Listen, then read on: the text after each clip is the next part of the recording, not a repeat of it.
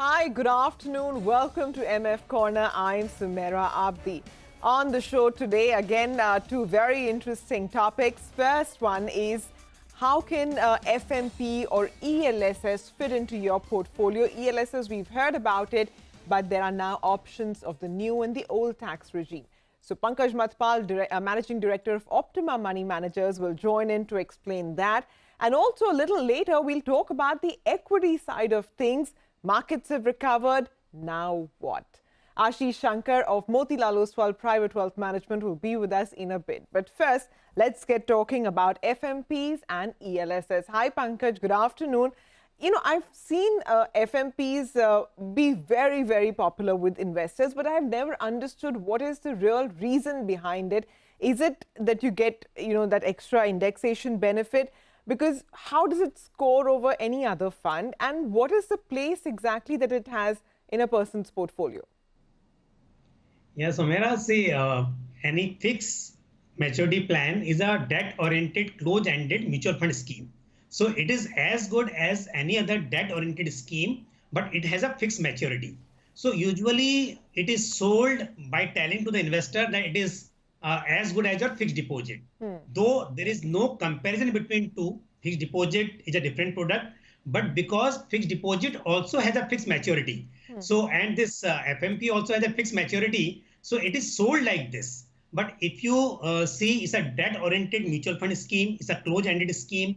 Now, first thing, when we buy an open-ended debt-oriented scheme, we have multiple choices, whether the investor wants to buy banking and PSU fund or short-term debt fund, liquid fund. There are multiple choices available. But when investors goes for FMP, initially portfolio cannot be disclosed. So one thing is that what kind of securities are there, and there is no restriction on that.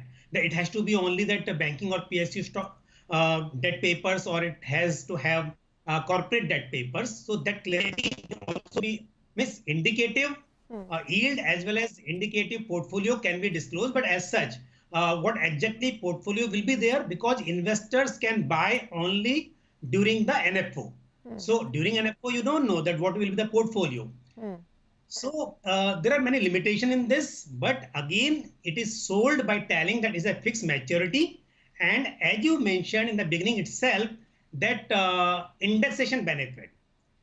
See, Sumera, any debt-oriented mutual fund will have indexation benefit in long term. So any debt-oriented mutual fund, if it is held for more than 3 years, it acquires long-term status and there's a long-term capital gain.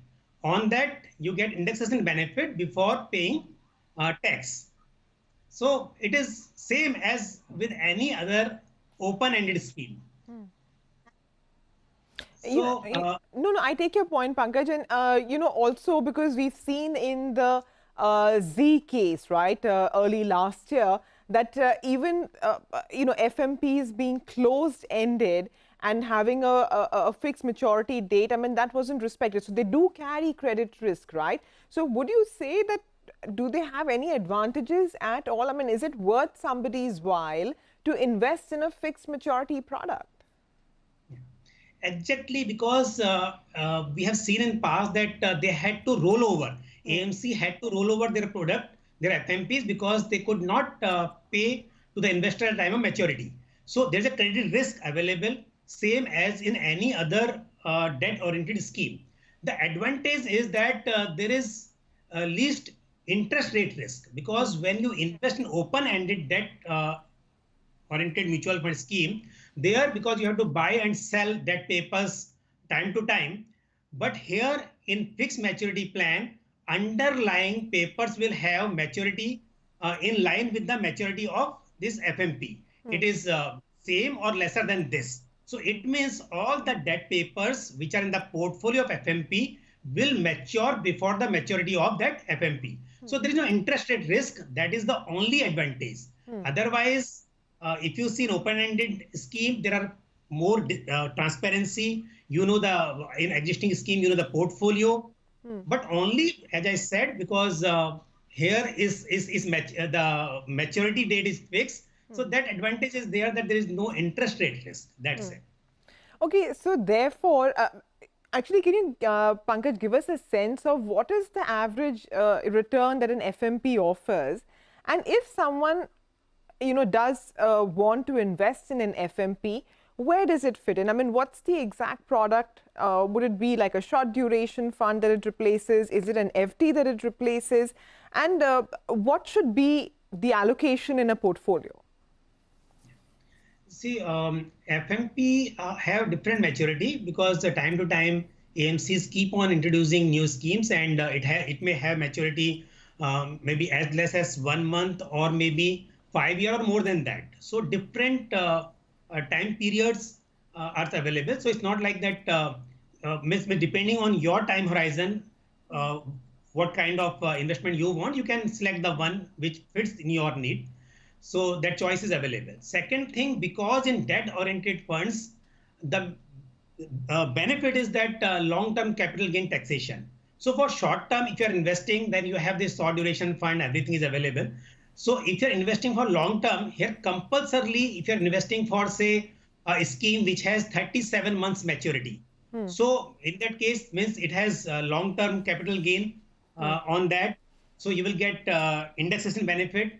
And that is why you have seen that most of time AMCs, they introduce long-term FMPs in the month of March, especially at the end of financial year. Because if suppose a scheme is introduced in the month of March 2021 and it completes 3 years in 2024 March, but the maturity date will be decided something like in April 2024. So it is 1 month more than 36 months. But because of that, there will be additional benefit in tax because one more financial year will be added to that. So that is why these products are designed in such a way that you get extra indexation benefit so that your tax liability gets reduced. But that on your own also, if you're investing in a open-ended fund, then also you can do it. Suppose you invest anytime and do not redeem exactly after 36 months, just continue till the another financial year, and then you suppose it is mature in the month of Feb or January, so you redeem in the month of April that financial year. So automatically in that case you will get that benefit. Okay, Pankaj, now let's talk about ELSS because, I want to start this discussion early enough this year because otherwise we only think of it, in Jan, and then we tell people that, doing SIPs in ELSS is also possible because everybody only thinks of it as a lump sum kind of a category, But this year there is a change, right? Not everybody will be eligible to get a deduction from ELSS. Am I right? See, first thing you have to select whether you want to go for old tax regime or new tax regime because now you have choice. Yeah. So if you opt new tax regime, there is no deduction available. Then not only ELSS, no deduction, 80C, 80D, 80DD, anything, nothing is available. So then in that case, it does not make sense investing in ELSS. Then you invest in any other mutual fund. But if you are investing in ELSS for the benefit of tax planning, in that case, if you're opting for old tax regime, then only it makes sense for you. Now coming to this, if you opt for old tax regime, then ELSS is the best choice under section 80C because it gives you tax saving as well as growth opportunity of your money. So definitely, if you start early, it is always good because in the month of March, investor invest, and then you have to invest in lump sum only. But if you start early, you can start in staggered manner. You can invest through SIP and STP. So it will help you achieve the rupee cost averaging benefit. Pankaj, do you think the ELSS scheme is the next multi-cap fund? Because now multi-caps themselves have so many restrictions, but ELSS is market cap agnostic, right? So even if you don't get the tax deduction, you use this as a multi-cap fund. And many of them are good performers. I agree with you, but it depends because not a multi-cap as a category. So it depends whether fund manager will have allocation across the market capitalization or it will again become a larger mid-cap fund. But I agree with you because there is no restriction and it can be a multi-cap or flexi-cap fund. All right, Pankaj, thanks very much for joining in and for explaining these two concepts to us. So FMP, ELSS, there are points to consider in both, and I hope that our investors will, sort of make an informed decision. For now, a quick break. On the other side, Ashish Shankar, Head of Investment Advisory at Motilal Oswal Wealth Management, will join in to tell us what next after the market recovery. What to do with your portfolio, all that is lined up in just a bit. Stay tuned. Hey, welcome back. You're watching MF Corner. Now, we were to talk about the recovery in the equity market and what it means for your portfolio. But before that, I want to just, take a moment to talk about the numbers that we've got for September from, the collective of mutual funds, that's AMFI.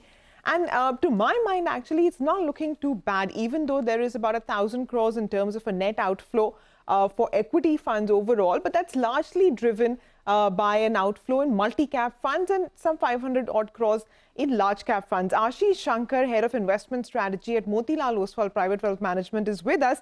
Ashish, I think a lot of people would have redeemed the multi-cap investments in panic, unsure how the new rules would pan out or, where the resolution would finally be. But do you think this is money that's going to come back, and therefore equity is not looking too bad at all? I mean, barring the large cap space where, I think a lot more people are looking at the ETF strategy, you think sentiment is improving?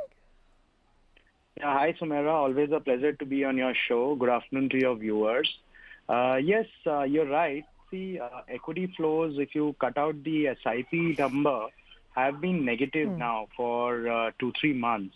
Last month, the regulation change would have also contributed to some redemptions happening in multi-cap funds. But I do believe sentiment is improving for equities as people are seeing businesses around them opening up. However, there is also apprehension at this point in time, Sumaira, because valuations have again recovered. Markets have almost shown a V-shaped recovery. And we yet don't see that kind of a V-shaped recovery in different pockets of the economy. So sentiment is definitely much improved. The kind of panic which existed few months back, the kind of frustration or fear which existed a few months back, that panic and fear is no longer there. But there is a fair amount of apprehension even today about deploying lump sum large investments into equity. Okay, Ashish, let's talk about the equity portfolio overall, right, of investors, because there has been some recovery. Things are, at least looking up, even though we know that the pandemic is not yet over, but perhaps the worst is. I believe you have a proprietary way of sort of judging how allocation to equity should be done. Is that something that a retail investor could replicate? Yes, absolutely, Sumaira, because what happens is that most retail investors get overwhelmed and consumed with all the noise around them. On one side, there is this entire noise about how the pandemic is panning out, how the unlock is happening. On the other side, you hear so many different nuggets of news flow from global markets that the investor gets confused as to how to invest his equity portfolio.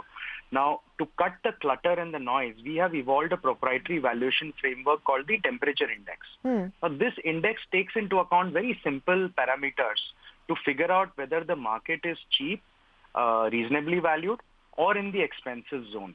And depending on that, the investor can then take decisions on his portfolio. So the parameters that go into making this index are basically some of the equity valuation parameters like P/E ratio, price to book ratio, and dividend yield. Other than that, we also take into account interest rates.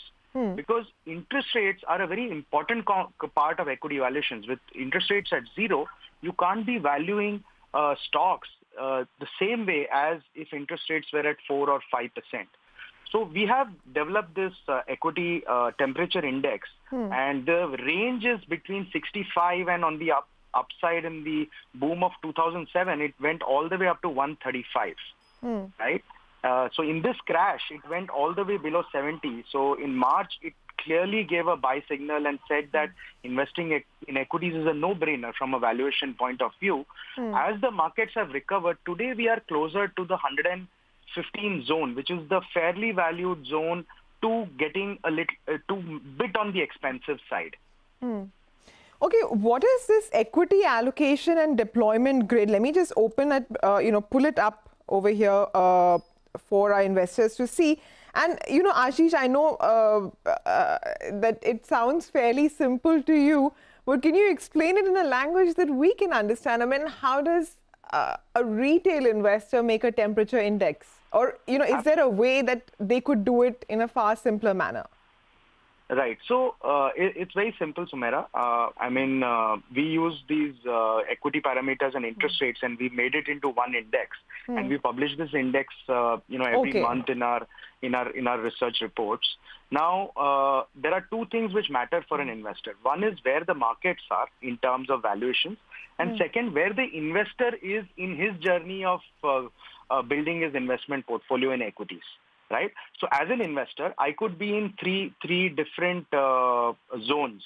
One, I am not fully deployed, which means I'm technically underweight. I'm fully deployed as per my risk profile. Or at times when the equity does extremely well, I am what you call overweight. I'm over deployed into equities. You could be in any three of these zones. Now, depending on where the markets are, it tells you how you should be reacting to equity markets. So I'll just give you one simple example which will, elucidate my point. So let's say you as an investor are underweight equities, which means you're not fully deployed and you still have to deploy your entire money. And the market is in the expensive zone. So the remaining portion of your equity you should deploy in a staggered manner. Similarly, if you're not deployed into equities and the markets are in the reasonable zone, the middle zone, you should deploy 50% lump sum and 50% in a staggered manner. Similarly, if you're fully deployed or over deployed into equities and the market is in an expensive zone, at that point in time, you should take out money in a staggered manner and rebalance it back to debt. So we've tried to make it a little simple for the investor because otherwise, he gets overwhelmed by the noise and a lot of news flow that is thrown at him. Okay, so you said currently we're in the zone where investment can be made? Yes, we are in the reasonable zone to on the borderline of reasonable and expensive. And we believe that this is the stage where if you're fully deployed, then you should not be doing anything. You should basically let your investments be the way they are. If you still have to deploy your money, I think you can deploy 50% at this point in time, and the remaining portion you could do an SIP or an STP depending on what suits your current portfolio stance over the next 12 months. Got it. Ashish, thanks very much for joining in and for explaining this so simply. With that, we're going to wind down then on MF Corner, but do stay tuned. The team of Closing Bell joins you next.